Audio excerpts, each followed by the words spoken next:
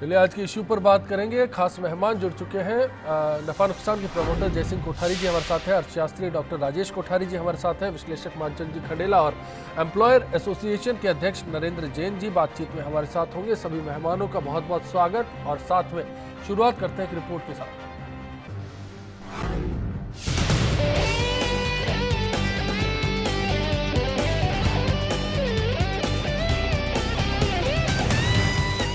मंगलवार को प्रधानमंत्री नरेंद्र मोदी ने देश के अर्थशास्त्रियों के साथ इकोनॉमी को पटरी पर लाने के लिए 3 घंटे से ज्यादा का मंथन किया।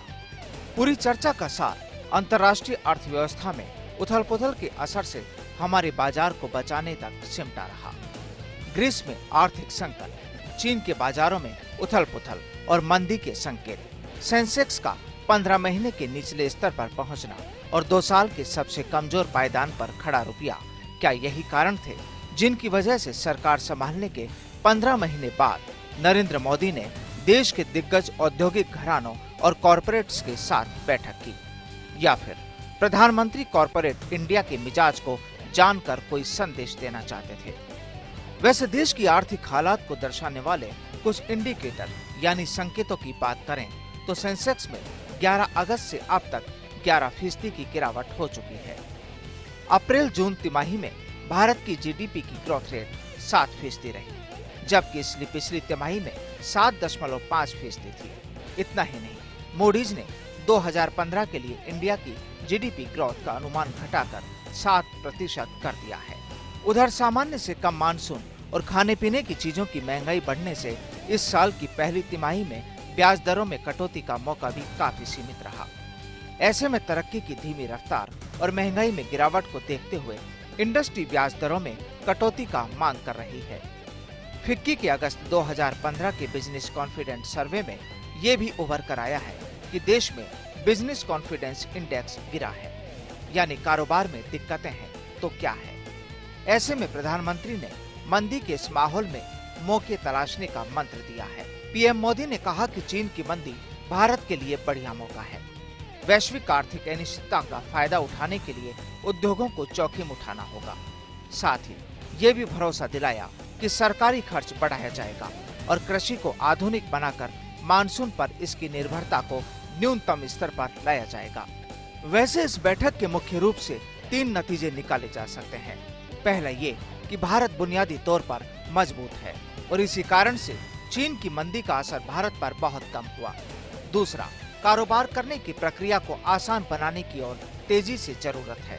और तीसरा, उद्योगों से जुड़े अन्य मुद्दे हैं।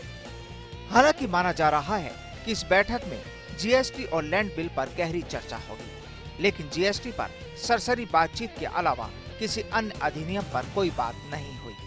इस बैठक में ये भी साफ हुआ कि आने वाले दिनों में सरकार इंफ्रास्ट्रक्चर सेक्टर में सरकारी खर्च बढ़ाएगी। एक संदेश प्रधानमंत्री ने और दिया, वो ये कि जब मेक इन इंडिया जैसे कार्यक्रमों में विदेशी निवेश को न्योता दिया जा रहा है तो घरेलू निवेश में भी बढ़ोतरी जरूरी है।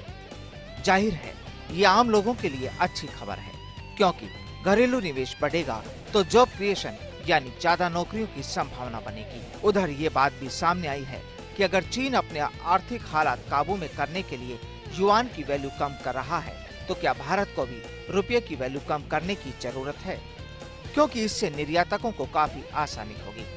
वहीं अंतर्राष्ट्रीय बाजार में तेल की घटती कीमतें, बहुत बड़ा मानव संसाधन, विस्तारित घरेलू बाजार और छोटे और मझोले कारोबार का जाल ऐसे संसाधन हैं जो देश को वैश्विक आर्थिक संकट से उभारने में पहले भी कारगर साबित हुए हैं।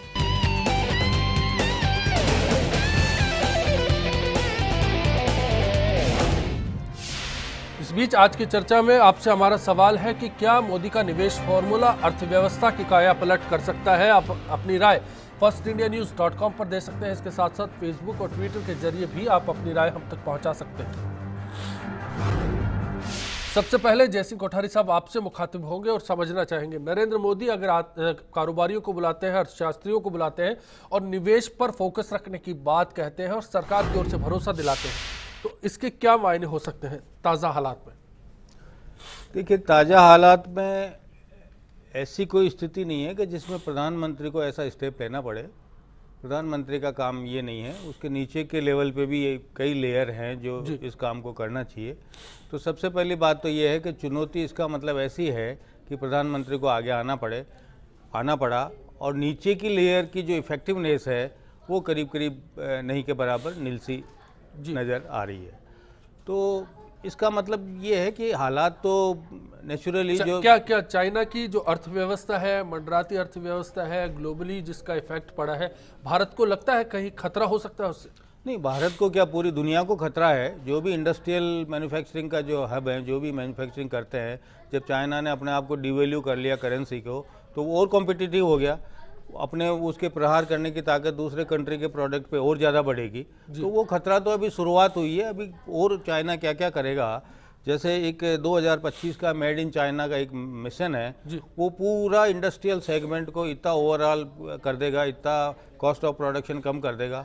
तो उस चुनौती को भी हमको ध्यान में रखना चाहिए। तो ये है कि प्रयास तो करने पड़ेंगे, इसका कोई डाउट नहीं है, लेकिन सबसे पहले हमारे पास में कोई मार्केट नहीं है। जो मेरे समझ में आया वो है कि हम मेक इन इंडिया और सब बातें तो करते हैं, लेकिन माल को कहाँ बेचेंगे इसका जवाब किसी के पास में नहीं है। तो मोदी जी ऐसे में निवेश की बात करेंगे तो फिर निवेश तैयार होगा, इसलिए निवेश नहीं आएगा। कहाँ? जब मार्केट नहीं होगा तो निवेश नहीं आएगा। जी नरेंद्र जी, मैं आपको रुख करूंगा और यही समझना चाहूंगा कि चाइना से कंपटीशन की बात तो करते हैं, लेकिन उसकी तैयारी किस तरह से समझी जाए? देखिए, तैयारी के सिलसिले में ही ये जो बैठक हुई है, मैं समझता हूँ एक बहुत पुरानी कहावत है कि बात करने से बात बनती है जी। और जब तक आप संवाद नहीं करेंगे, जब तक आपका घरेलू उद्योगपति तैयार नहीं होगा या वो सफल नहीं होगा, तब तक बाहर के निवेशक आएंगे कहाँ से? जी। हर बाहर से आने वाला या हर नया निवेशक सबसे पहले ये देखता है कि आज जो स्थापित उद्योगपति हैं या जो स्थापित उद्योग हैं, खास करके जो लघु उद्योग हैं, उनकी क्या पोजीशन है, उनमें ग्रोथ है कि नहीं, उनको सस्टेनेबिलिटी मिल रही है कि नहीं, और उनको सरकार से वो सारी सुविधाएं जो अपेक्षित है वो मिल रही है कि नहीं। अगर वो खुश हैं तो निश्चित रूप से निवेश आएगा, और यदि वो दुखी हैं तो आप ये मान के चलें कि निवेश आने में बहुत तकलीफ हो। तो यही आपका ख्याल है कि यही कोशिश थी प्रधानमंत्री जी, इसीलिए कारोबारियों को बुलाकर अर्थशास्त्रियों की मौजूदगी में भरोसा दिलाने में लगे थे? बिल्कुल यही कोशिश थी उनकी कि हम अपने यहाँ से एक ऐसा मैसेज दें पूरे विश्व को कि हमारे यहाँ के जो उद्योगपति हैं वो भी निवेश करने के लिए तैयार हैं, वो खुश है तभी तो निवेश कर रहे हैं जी। अगर वो खुश नहीं होंगे तो निवेश क्यों करेंगे? ये मैसेज पूरे विश्व को देना चाहते हैं, और जब ये मैसेज आगे जाएगा, आप पक्का मान के चलें, तभी बाहर के निवेशक यहाँ आएंगे, अदरवाइज वो यहाँ का रुख नहीं करेंगे। लेकिन राजेश कोठारी जी, आपसे भी समझना चाहेंगे कि ऑपरेशन जो इन्वेस्टमेंट है, प्रधानमंत्री एक तरह से कहेंगे कि इस पर अब इस बार थीम लेकर आए हैं, तो इसके मायने किस तरह से समझे जाए? एक तरफ विदेशी निवेश के लिए बात करते हैं, बीते दिनों यूएई में थे, एक लंबे चौड़े इन्वेस्टमेंट की बात करके आए थे, बोल कर आए थे कि मैं माहौल को तैयार करके दूंगा, जो हडल्स है उनको मैं दूर करूंगा और आपको भारतीय बाजार में लौटकर भरोसा होगा कि यहाँ बेहतर काम हो सकता है। दूसरी ओर स्थानीय निवेशकों को कहते हैं कि आप बाजार में आइए, जोखिम उठाइए, चाइना से डरने की जरूरत नहीं है, भारत संभाल लेगा। तो दोनों चीजें तो अलग अलग हैं। अश्विनी जी, पिछले 15 महीनों से बहुत सी बातें कहने के लिए हम कह देते हैं, भूल जाते हैं, और जो मैं याद न रख सकूं तो एक नई बात और कर दी हमने, ठीक है ना। कभी जनधन की बात करते हैं, कभी मुद्रा बैंक की बात कहते हैं, कभी सबका साथ सबके विकास की बात कहते हैं, कभी मेक इन इंडिया कहते हैं, कभी मेक बाय इंडिया कहते हैं। तो ये सब जुमले इतने थक चुके हैं सुनकर, इतने परेशान हो चुके हैं कि अल्टीमेटली हम करना क्या चाहते हैं, क्या मैसेज देना चाहते हैं इस आवाम को, वो मेरे ख्याल से किसी भी रुख से स्पष्ट नहीं होता। ये जो मीटिंग करी है, इसे एक इंडिकेशन तो बहुत क्लियर हो गया, सरकार मतलब सिर्फ और सिर्फ माननीय प्रधानमंत्री, और कोई मतलब क्लियर नहीं होता, न वित्त मंत्री है, न अर्थशास्त्री है। मौजूद थे वित्त मंत्री, वित्त राज्य मंत्री दोनों थे, नीति आयोग था। जी, आप सबको बैठा लीजिए, हुआ क्या? 15 महीने के आप ग्रोथ देख लीजिए, हम कहां से शुरू कर कहां पहुंच गए। आप किस कॉन्फिडेंस इंडेक्स की बात करते हैं, किस पीएमआई डेटा की बात करते हैं? ऐसा कोई इंडिकेटर हमारे पास में नहीं है जो ये कह सके कि भारत विकासशील देश है, बढ़ रहा है। कहां बढ़ रहा है समझ में नहीं आ रहा। 2014 में जो सेंसेक्स चढ़कर उतरा है, उसका मतलब ये है कि जो कॉन्फिडेंस लूज हुआ है वो मोदी के लिए हुआ है। नहीं, बड़ी उम्मीदें थी सर जी, बड़ी उम्मीदें थी, और जब उम्मीदें धरातल से टकराई तो सारी उम्मीदें धराशायी हो गई। आज हर व्यक्ति अपना को ठगा सा महसूस करता है। हमने जीएसटी की बात करी, वो पास नहीं करा पाए। हम लैंड बिल की बात करी, वो पास नहीं करा पाए। हमने ट्रांसपेरेंसी की बात करी, वो पास नहीं कर पाए। अब सरकार कहती है जो कदम हम उठा रहे हैं उसका प्रभाव, उसका असर आपको दीर्घकाल में देखने को मिलेगा। दीर्घकाल में कोई बोले हैं जीएसटी को लेकर इस मीटिंग में भी सरसरी बात बहुत हुई। सुन चुके हैं, आज बोले हैं, बहुत सुन चुके हैं, बहुत बार सुन चुके हैं। अब पास करा लेंगे, अब अरे करो कैसे, मेजोरिटी है नहीं आपके पास में, आप शुगर पे छोड़ते रहते हो यहाँ आके, और हर व्यक्ति ठगा ठगा से महसूस करता है। आप कीमतों की बात कह लीजिए, बेसिक कीमतें हम कंट्रोल नहीं कर पाते। आप क्या इन्वेस्टमेंट की बात करेंगे? आप जी प्याज कंट्रोल होता नहीं है, दालें भाव कंट्रोल होते नहीं है, और आप कहते हैं हम कंट्रोल, खासतौर में ऐसे दौर में जब क्रूड ऑयल की कीमतों में गिरावट लगातार जारी है। ये तो सौभाग्य मानिए भारत का कि क्रूड ऑयल की प्राइसेस नीचे हैं, ठीक है ना, पर वो प्राइसेस लंबे समय तक नीचे रहने वाली नहीं है। शीघ्र ही वो प्राइसेस बढ़ेंगी। यूएस में जिस दिन आपकी रेट ऑफ इंटरेस्ट बढ़ गई, ये जितना भी आपको जो सो कॉल्ड कंफर्टेबल जोन नजर आ रहा है, डिसकंफर्टेबल जोन नजर आएगा। सिर्फ कहने से निवेश नहीं आता। जी मानचंद खंडेला साहब, मैं आपसे भी जानना चाहूंगा कि दरअसल इस मीटिंग के मायने किस ओर से निकाले जाने चाहिए? मोदी डिफेंसिव हो रहे हैं, मोदी है एग्रेसिव होकर मार्केट में आ रहे, या फिर ये पहले की तैयारी है, आने वाले वक्त का आभास हो चुका है?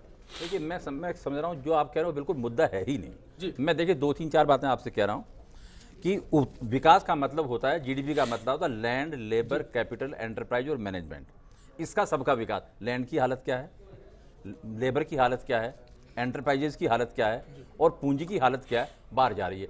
और जहां तक साहसी का सवाल है, केवल साहस मोदी जी कर रहे हैं, दूसरा नहीं। दूसरी बात, एक बात यह है कि बेसिक जो सेक्टर है इकोनॉमी के, यानी एग्रीकल्चर, या मान लो आपका जो है वो जो मैन्युफैक्चरिंग, या जो है आपका जो डेवलपमेंट वाला यानी जो निर्माण उद्योग, ये जो विनिर्माण उद्योग, अब ये सारे कहाँ हैं? विनिर्माण उद्योग। और जहां तक जो है ना कि रियल एसेट का बिल्कुल डब्बा गोल है, विनिर्माण किसी हालत में नहीं कर पा रहा है, कृषि पर कोई ध्यान नहीं दे रहा, ये बात होगी। तीसरी बात मैं यहाँ पे कहना चाह रहा हूँ कि अब जाकर मोदी जी ये कह रहे हैं कि भारत में निवेश करें, जबकि फिगर ये बता रहे हैं कि भारतीय विदेश में जाकर ज्यादा सुरक्षित निवेश करने के लिए। चौथी बात मैं आपसे कहना चाह रहा हूँ, बात यहां पर यह है कि आखिर हम विकास करके करना क्या चाह रहे हैं। देखिए एक ब्लैक, मैं समझता हूं कि वो जो हमारे यहाँ पे जो नफा नुकसान के हैं वो ज्यादा समझ पाएंगे।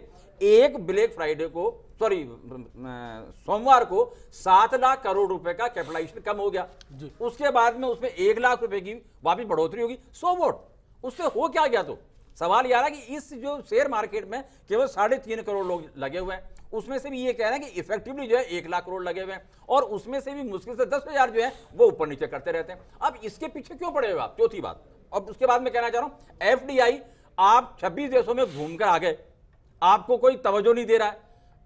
अब आप जहां तक चाइना का सवाल है, आपने क्या कहा कि चाइना की जो मजबूरी है उसका आप लाभ उठाइए। यह नैतिक रूप से और जो है इकोनॉमिक दोनों रूप से गलत है। क्यों? अभी थोड़े दिनों के पहले आपने ब्रिक्स की डेवलपमेंट की बैंक बनाई। किस लिए बनाई? कि सभी जो अर्थव्यवस्था है उनको हम संरक्षित करेंगे, यहाँ के जो है उसके अध्यक्ष बने और वहां उनका ऑफिस बना चाइना में।